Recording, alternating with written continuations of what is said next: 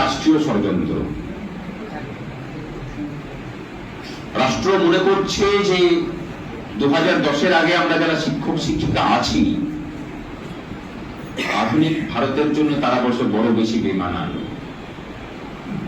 মজাটা হচ্ছে যে 2010-এ নিয়োগপ্রাপ্ত মানুষজন যে বয়স সীমা এবং বয়স ক্যাটাগরিতে পড়েন, তার থেকে বেশি বয়সের মানুষজন, মানে বয়োবৃদ্ধ মানুষজন ক্ষমতায় থেকে ঠিক করে নিচ্ছেন যে কোন ক্যাটাগরির মানুষজনদের মধ্যে নৈতিকতার শিক্ষাটা কত বেশি প্রবল।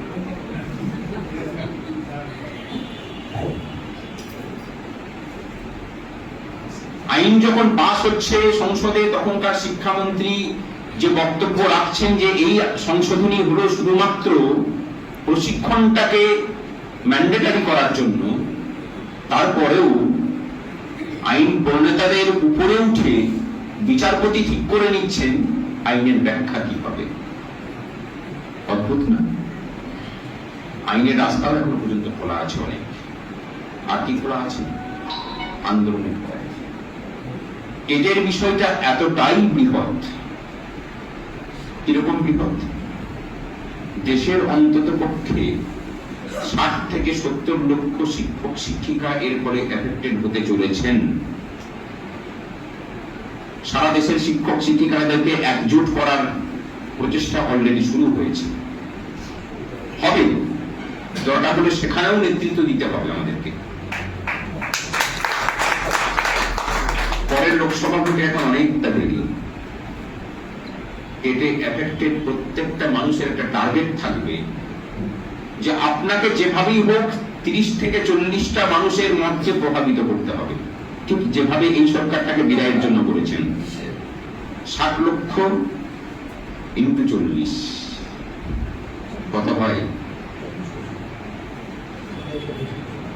আমি 60 লক্ষ বাদ দিলাম, আমি 30 কোটি লোককে বললাম, 30 লক্ষ লোককে বললাম। আর 3 বছর ধরে চেষ্টা করলে শিক্ষক শিক্ষিকারা 40টা মানুষের মত পরিবর্তন করে দিতে পারেন। প্রত্যেক দিন হেমায়িন করবো। তুমি কত ষড়যন্ত্র করতে পারো সেটাও একবার দেখব।